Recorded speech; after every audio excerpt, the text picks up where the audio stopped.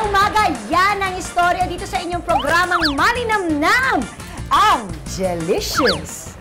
Ito ang Jelicious! Ito ang Jelicious! Ito ang Jelicious!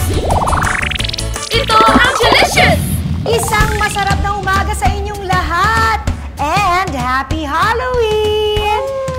Ay nako, today, mga bago at masasarap na restaurant at pagkain. Pati na rin mga tried and tested ang bibisitahin natin. Sisimulan natin ang lahat dito sa isang bagong restaurant sa Scout Borromeo, Quezon City.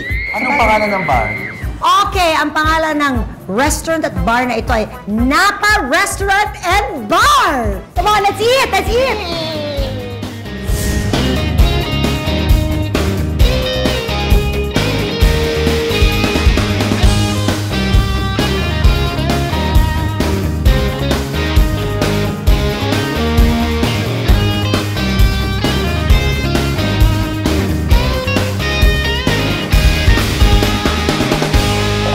Chef Berna Ewins, na part owner din ng Napa. Hi, Chef! Hi! Hi! Isang prettiness na umaga sa inyo, Chef Berna. Good morning din. Chef Berna.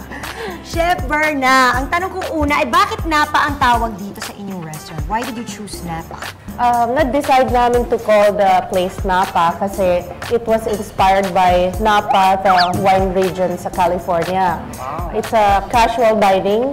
Kaya this makes it different sa ibang mga restaurants. Na may wine. There's good food, there's wine, pero it's casual. Balita namin na masarap ang pizza ninyo dito. Ano ba ang kakaiba sa pizza ninyo na hindi namin makikita sa ibang pizza? Yung pizza dito, everything starts from scratch. And yung oven namin is a wood-fired oven. It's very authentic talaga Italian. At saka iba yung lasa. Italia. Iba yung lasa Iba yung lasa kapag wood-fire yung ginagamit. It goes as high as kaya niya yung 700 degrees sa bottom tsaka sa top. Ang bilis nun! Ang bilis ng pizza! Shook! And then after That's even better than gas and less chemicals. Yeah! Kapag English naman ito, parang may pinopromote na parang may ini-endorse. Ganun talaga. Kasi Jessica ka. So ano pa ba mga specialties dito? What kind of food can we eat here? Aside from pizza? Madami actually. There's marami kaming pasta and then mga grilled, mga steak and pork and fish. So, very, there's a good variety, a good selection. Lahat pwedeng kainin. Pero, meron daw sila ditong dessert na takes 20 minutes to make. Ano ba ito? It's called lava cake. I love it! Ito yung chocolate mountain cake? Right, right. Oh my gosh! Alam mo ba, sobrang in-order ko yan sa mga restaurant, pero dito, first time ko na-order ito lava, 20 minutes. Yes.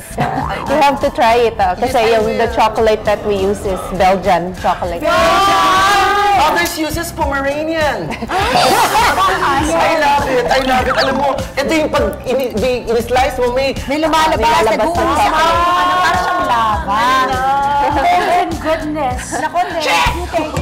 Thank you. Chef Berna, we cannot wait to taste it. Please try it. Ako, mukhang malapit nang maluto ang ating pagkain. It's Tikiman time sa pagbabalik ng Jelicious! Ito ang Jelicious! Ito ang Jelicious!